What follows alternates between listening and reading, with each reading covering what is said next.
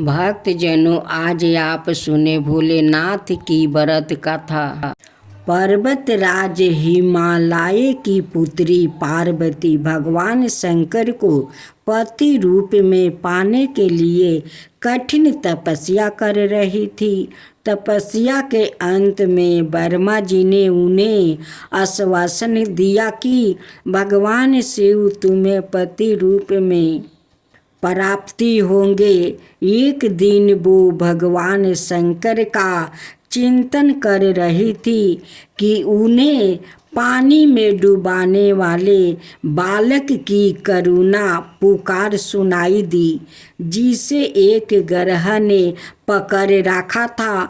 जब जब ग्रह उसे खींचता तब तब उसका गर्दन और बढ़ता जाता था।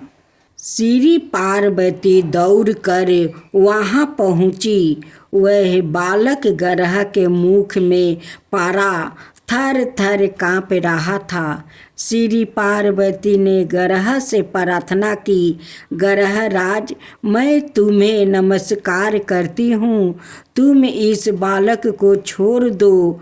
ग्रह ने कहा, विधाता ने मेरे आहार का यह नियम बनाया है कि छठे दिन जो तुम्हारे पास आ जाए उसे तुम खा लेना। आज विधाता ने इसे ही मेरे पास भेजा है, मैं इसे किसी प्रकार छोड़ नहीं सकता। उमा बोली, ग्रहराज, इस बालक को तुम छोड़ ही दो, इसके बदले में मैं तुम्हें अपनी तपस्या का पुण्य देती हूँ। यह सुनकर ग्रह कुछ शांत हो गया। उसने कहा, ठीक है, यदि तुम्हें अपनी पूरी की पूरी तपस्या दे दो तो मैं इसे छोड़ दूंगा।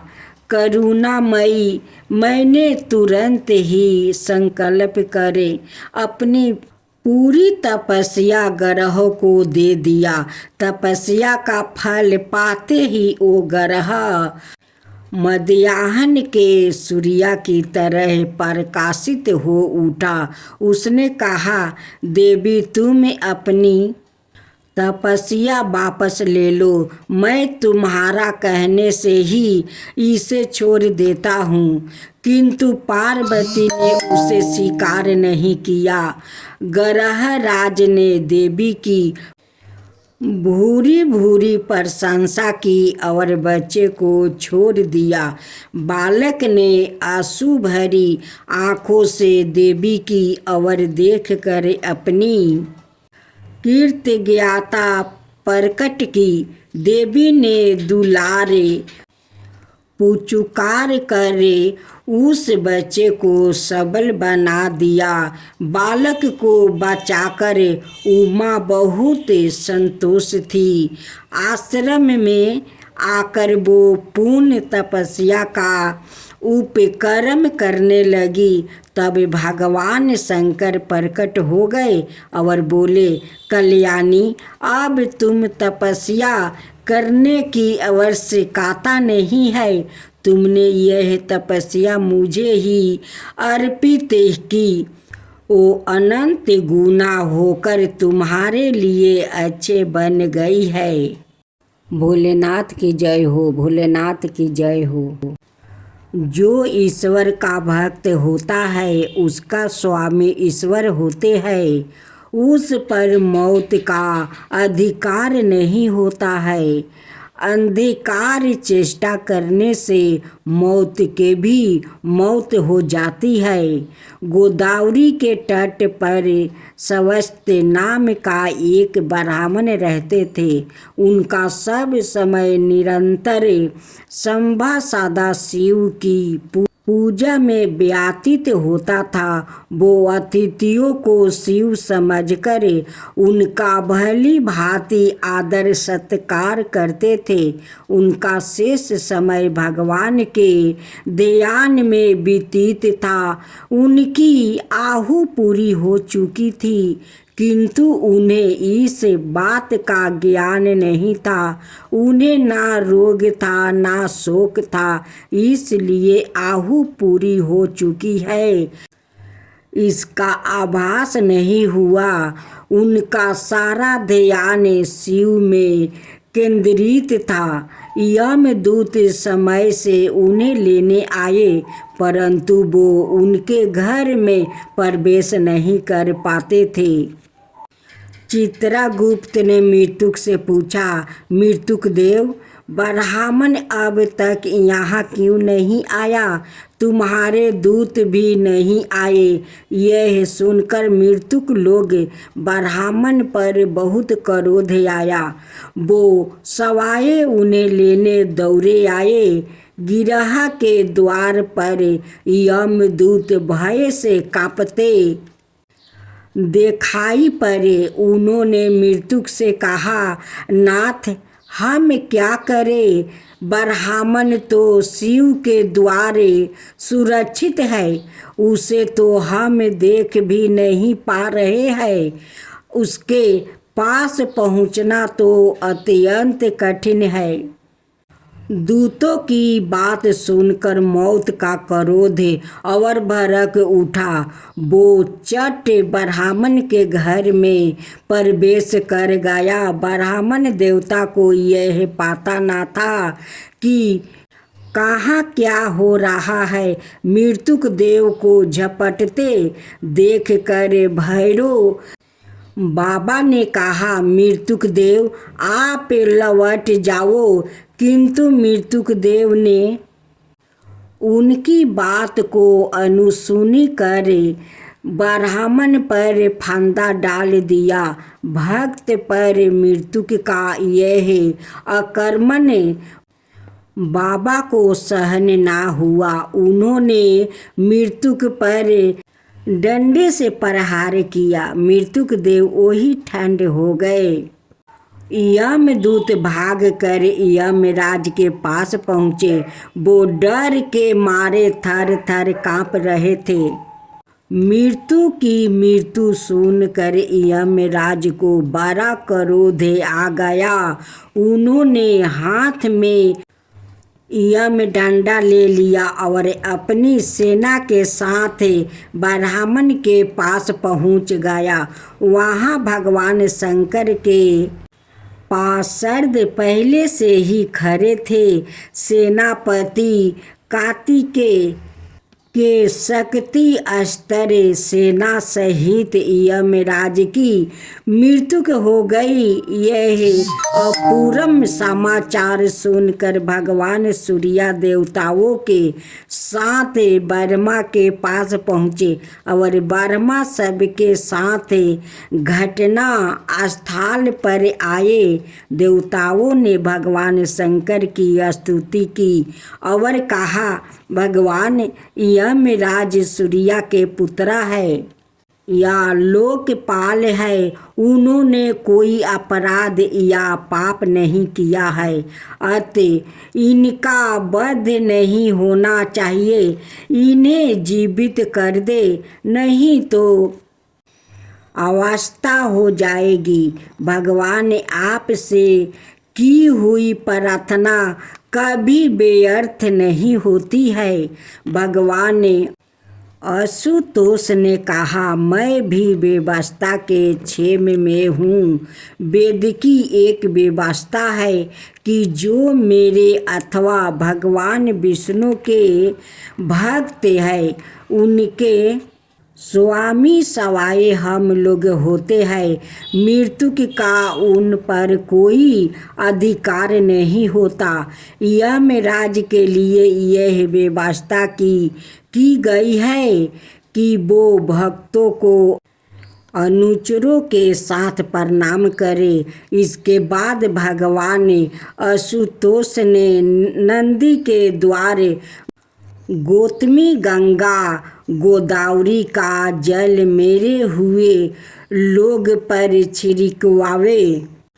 तत्क्षण सब के सब स्वस्थ होकर उठ खड़े हुए।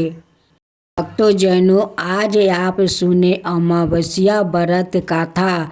जो भक्तों लोग अपना पितरों के लिए इस अमावस्या का कथा सुनते हैं, उनकी पितरों को मनोवांछित वैकुंठ मिल जाता है और उनकी संसार में सुख समृद्धि भर जाता है। अमावस्या माता का आशीर्वाद मिल जाता है, पितरों को भी आशीर्वाद मिल जाता है। उन परिवार में जो परिवार श्रद्धा भक्ति से अमावस्या व्रत करते हैं, पितरों के लिए कथा सुनते हैं। अब आइए कथा सुनते हैं।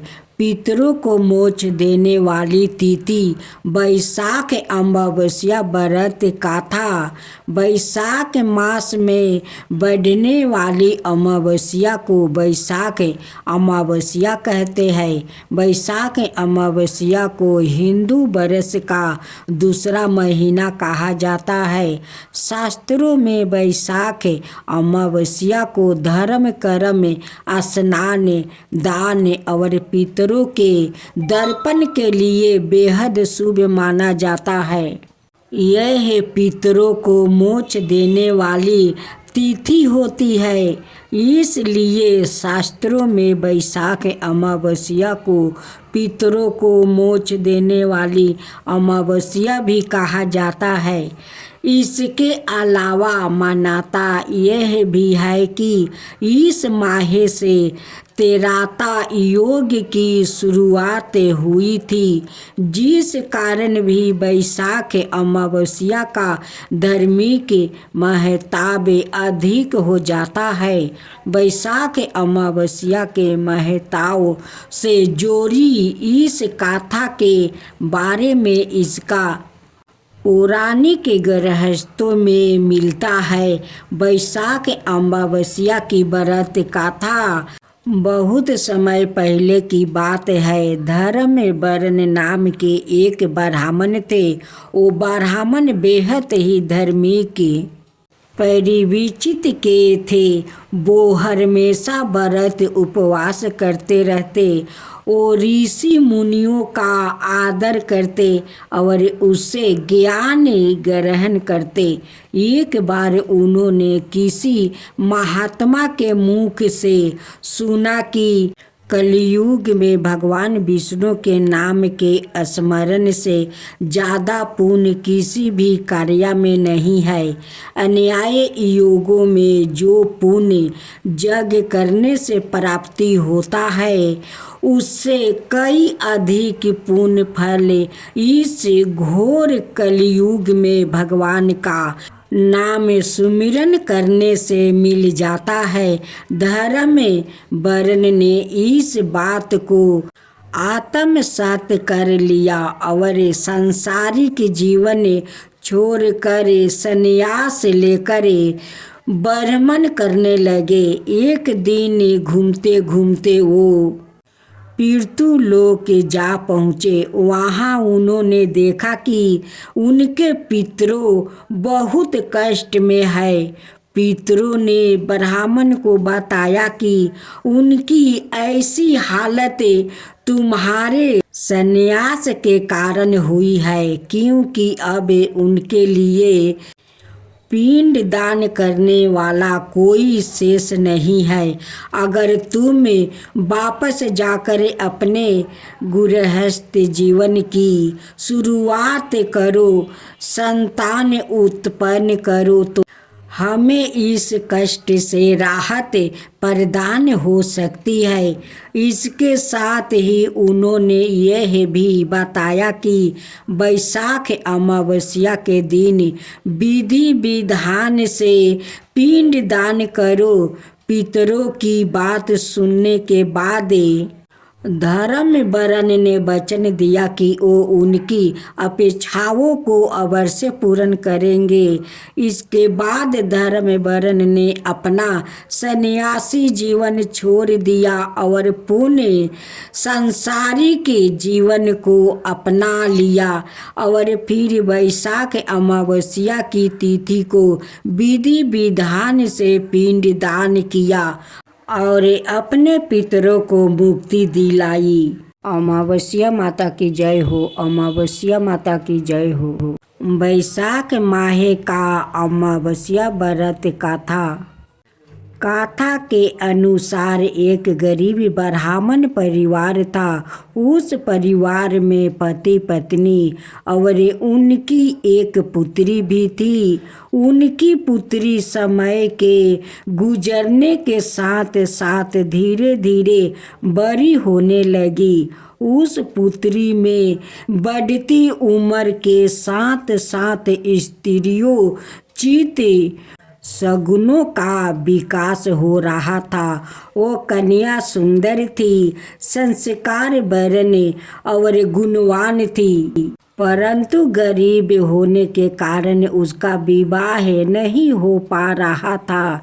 एक दिन वो ब्राह्मण के घर एक साधु महाराज पधारे। साधु उस कन्या को स्वभाव से अत्यधिक पसंद हुआ।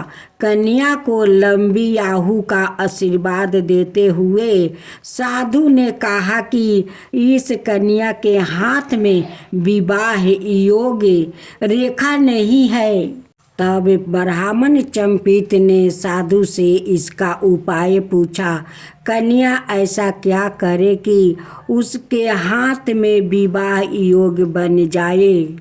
साधु महाराज ने कुछ देर विचार करने के पश्चात अपनी अंतर्दृष्टि से ध्यान करके बताया कि कुछ ही दूरी पर एक गांव में सोना नाम की एक धोबिन महिला अपने बेटे और बहू के साथ रहती है, जो बहुत ही आचार विचार और संस्कार संपन्न था, पति परायण है। यदि यह सुकन्या उस धोबिन की सेवा करे और वो महिला इसकी शादी में अपने मांग का सिंदूर लगा दे और उसके बाद इसे कन्या का विवाह हो जाएगा, तो इस कन्या का विधवा योग मिट सकता है। साधु ने यह भी बताया कि वो महिला कहीं बाहर आती जाती नहीं है। यह बात सुनकर ब्राह्मणी ने अपनी बेटी से धोबिन की सेवा करने का प्रस्ताव रखा। अगले दिन से ही कन्या प्रातः काल ही उठ कर सोना धोबिन के घर जाकर साफ सफाइया और अन्याय सारे कार्य करके अपने घर वापस आने लगी। एक दिन सोना धोबिन अपनी बहू से पूछती है कि तुम तो सुबह उठकर सारे काम कर लेती हो और पता भी नहीं चलता। बहू ने कहा, माँ जी, मैंने तो सोचा कि आप ही सुबह उठकर सारा काम खुद ही खत्म कर लेती हो। मैं तो देर से उठती हूँ। यह सब जानकर दोनों सास बहू घर की निगरानी करने लगी कि कौन है जो सुबह ही घर का सारा काम करके चला जाता है। कई दिनों के बाद धोबिन ने देखा कि एक कन्या मुंह ढके अंधेरे में घर में आती है और सारे काम करने के बाद चली जाती है। जब वो जाने लगी तो सोना धोबिन उसके पैरों पर गिर पड़ी।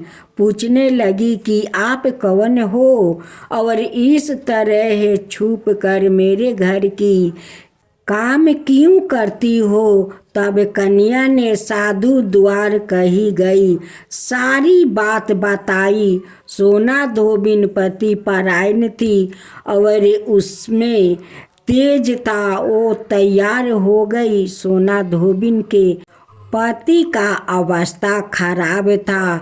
उसने अपनी बहू से अपने लौटने आने तक घर पर ही रहने को कहा।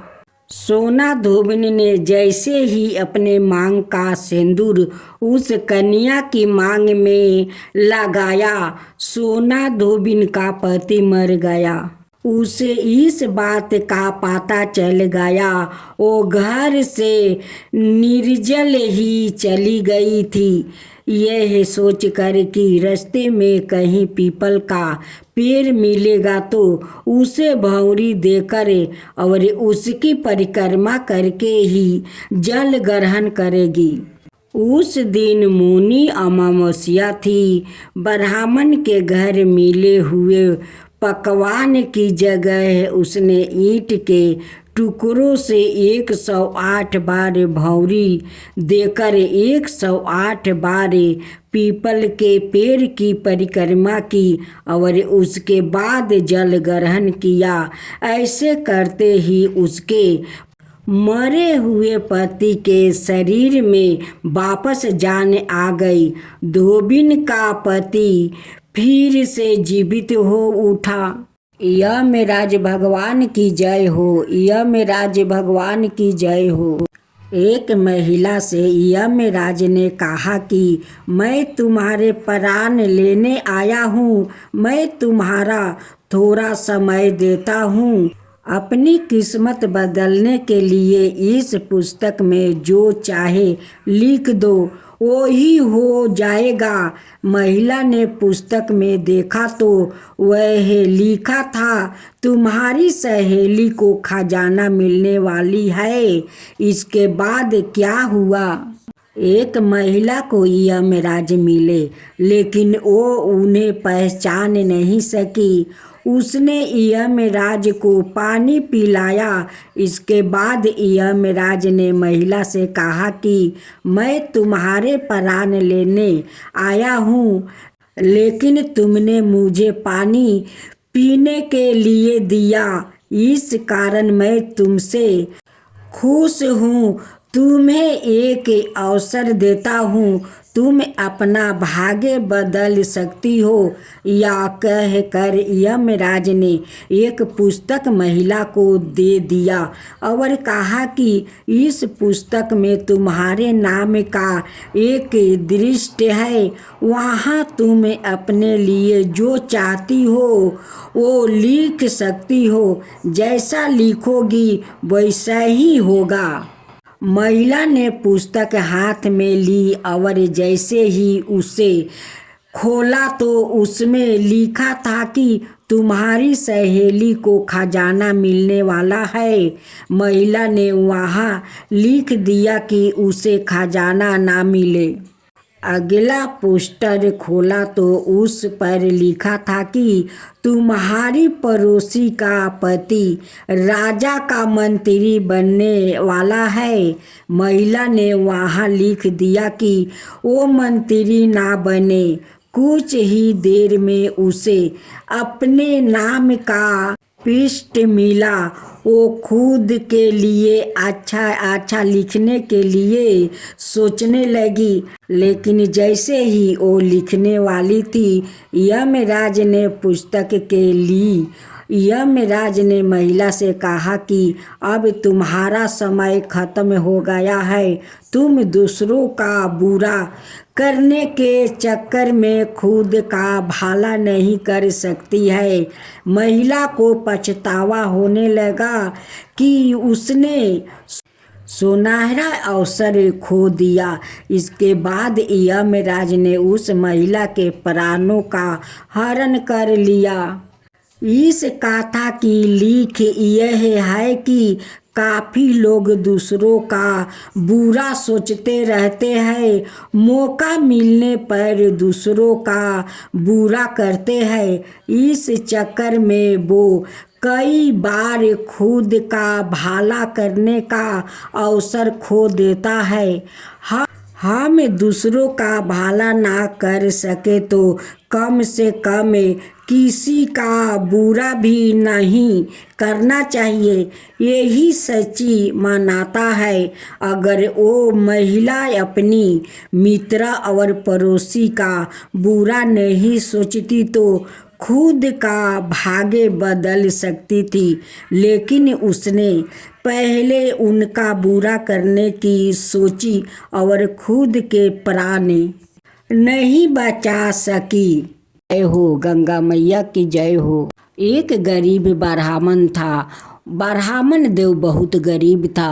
वो भिक्षा मांगकर अपना परिवार को पोषण पालन करता था। ब्राह्मण देव बहुत दूर दूर भिक्षा मांगने चले जाते कि दूर नहीं जाऊंगा तो मुझे ज़्यादा तो दक्षिणा नहीं मिलेगा, दूर दूर जाऊंगा तभी तो मुझे बहुत सारा दक्षिणा मिलेगा, तो हमारा परिवार को पोषण पालन अच्छा से हो जाएगा। ब्राह्मण देव अपना परिवार को कभी दुख तकलीफ नहीं देते, अपना परिवार को हमेशा खुशी खुशी रखते।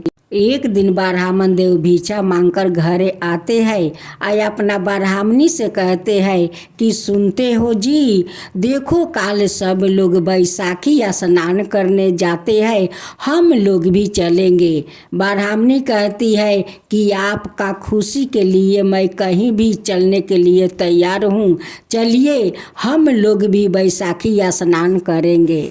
ब्राह्मण देव अपना परिवार को लेकर बैसाखी स्नान करने चल देते हैं। रास्ते में माँ गंगा एक बुढ़िया का रूप धारण कर लेती है। उनकी सारा शरीर का चमड़ा झूला हुआ था और रास्ते में एक लाठी लेकर बैठ गई। जितने लोग जाते वो सभी से कहती कि बेटा मुझे थोड़ा पानी पिला दे, बेटी थोड़ा पानी पिला दे, लेकिन कोई उन्हें पानी नहीं पिलाया। ब्राह्मण देव अपना परिवार को लेकर उसी रास्ते से जा रहे थे। जब उस बूढ़ी माँ के पास पहुँचा, बूढ़ी माँ कहने लगी कि बेटा मुझे बहुत जोर का प्यास लगा है, देख मेरा गला सूखा गया है, कोई मुझे पानी नहीं देता है, बेटा तू पानी पिला देगा। ब्राह्मण देव कहने लगे कि माता मैं ज़रूर आपको पानी पिला दूंगा। आप इस धूप में क्यों बैठी हो माता? देखिए बैसाख का धूप चल रहा है, नीचे धूल गर्म हो गया है, आप उस कदम का गाछ के पास चलिए, वहीं पर आप बैठिए, मैं आपके लिए पानी लेकर आता हूँ। ब्राह्मण देव जाते हैं, एक चुकिया में पानी लेकर आते हैं और उस बूढ़ी माँ को पानी पिला देते हैं। बूढ़ी माँ पानी पी कर उनकी आत्मा को शांति मिल जाता है। बूढ़ी माई पानी पी कर उस ब्राह्मण को बहुत बहुत आशीर्वाद देने लगती है। कहती है कि बेटा जैसे तू मुझे पानी पिलाकर मुझे जुड़वाया है, वैसे ही तेरा परिवार जुड़ाएगा, सुखी रहेगा, उसका कभी दुख तकलीफ नहीं होगा बेटा। ब्राह्मण देव कहते हैं कि माता मेरे पास तो खाने के लिए कुछ नहीं है, मैं तो भिक्षा मांग कर अपना परिवार को पोषण पालन करती हूँ। मैं गंगा स्नान करने जाती हूँ, जब बैसाखी स्नान करके वहाँ से लौटूंगी तो आप यही कदम के गाछ के पास बैठे रहिए, कहीं मत जाइए, जो मिलेगा मेला में वही आपके लिए मैं ले आऊँगा, आप यहाँ पर बैठकर खाइए माता, कहीं मत जाइए। कहती है कि ठीक है बेटा तू जा, मैं यहीं पर बैठी रहूँगी। वो तो कोई बूढ़ी माँ तो थी नहीं, वो तो साक्षात माँ गंगा थी। ब्राह्मण देव अपना परिवार को लेकर जाते हैं, बैसाखी गंगा स्नान करते हैं।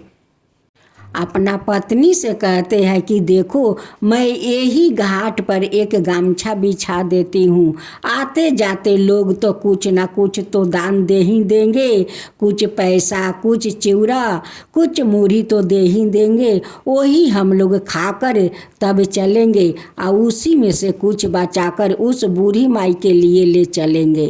ब्राह्मण देव वही पर गमछा बिछाकर बैठ जाते हैं। आते जाते लोग कोई चिवड़ा देता है, कोई बतासा देता है, कोई पैसा देता है। ऐसे उनके गमछा पर देते देते कुछ तो अन्न इकट्ठा हो गया। वहाँ पर सब परिवार मिलकर खाए और बूढ़ी माँ के लिए बचा कर ले आए। जब ब्राह्मण देव अपना परिवार को लेकर आते हैं, उस कदम के पेड़ के पास जाते हैं, देखते हैं कि बूढ़ी माई तो यहाँ पर नहीं है। ब्राह्मण देव कहने लगे कि बूढ़ी माई तो चल नहीं पा रही है, बूढ़ी माँ कहाँ चली गई ये धूप में? बूढ़ी माँ तो भूखे प्यासे होंगी, ना जाने बूढ़ी माँ कहाँ चली गई। उन्हें तो मैं बोल कर गाया था कि माता आप यहीं पर बैठे रहिए, कहीं मत जाइए, फिर भी बूढ़ी माता कहाँ न कहाँ चली गई। जब ब्राह्मण देव अपना घर पहुँचते हैं, देखते हैं कि बूढ़ी माई तो उनकी दरवाजे पर बैठी हुई है। अब ब्राह्मण देव देख कर बहुत आश्चर्य में पड़ गए कि ये बूढ़ी माई तो चल नहीं पा रही है, हम लोग के घर कैसे आ गई, हम लोग के घर का पता ये कैसे जानती है। ब्राह्मण देव उस बूढ़ी माई से पूछते हैं कि माँ आप तो चल नहीं पा रही है, आप कैसे यहाँ पर आ गई, आपको पता कैसे चला कि ये मेरा घर है। तब बेस रूपी माँ गंगा कहती है कि बेटा ये के गोरू गाड़ी वाला था, वो अपना गाड़ी पर मुझे उठा लिया, अब बोला कि माता जहाँ जाना है वहाँ पर बोलिए मैं ले चलता हूँ। वो लियाया आए ही पर मुझे उतार दिया। मुझे तो पता नहीं है बेटा कि ये तेरा घर है, बस गाड़ी वाला लाया यहीं पर उतार दिया, बोला कि ये ब्राह्मण का घर है। लेकिन माँ गंगा को तो सब कुछ पता है, उनकी दुख तकलीफ भी पता है, उनकी घर दुआर भी पता है। माँ से भला कुछ छुपता है, माँ तो सब देखती है, सब जानती है। ब्राह्मण देव कहने लगे कि माता आपको तो बहुत भूख लगी होगी, लीजिए चिवड़ा और बतासा खा लीजिए, खा कर यही चौकी पर आप सो जाइए, आराम कीजिए।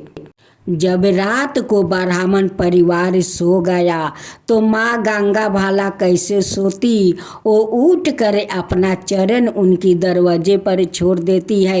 एक मोहर भरा कलश से उनकी दरवाजा पर रख कर माँ गंगा तो अंतर्ध्यान हो जाती है। जब सुबह हुआ तो ब्राह्मण ब्राह्मणी का आँख खुला, वो आकर माता को देखने लगे, देखते हैं कि चौकी पर तो माता है नहीं, यहाँ पर तो दो चरण पलुका है, मोहर भरे कलश है। अब तो ब्राह्मणी कहती है कि स्वामी वो कोई बूढ़ी माई नहीं थी, वो तो माँ गंगा थी, साक्षात माँ गंगा थी। आप जो माँ को वहाँ पर पानी पियाया था उसकी कर्ज माँ चुकाया है, घर में जो बतासा चिवड़ा खिलाए थे उनकी कर्ज माँ चुका कर चली गई। ब्राह्मणी कहती है कि स्वामी हम लोग का भाग्य कितना अच्छा है कि माँ बैसाखी गंगा हम लोग का दर्शन दिया, आपको हाथ से पानी पिया, आपका हाथ का चिवड़ा बतासा खाया, कितना हम लोग तकदीर वाले हैं कि माँ गंगा दर्शन भी दिया, आपका हाथ का भी भोजन भी किया। इतना सारा धन माँ देकर गए कि ये धन हम लोग के कभी शेष नहीं होगा।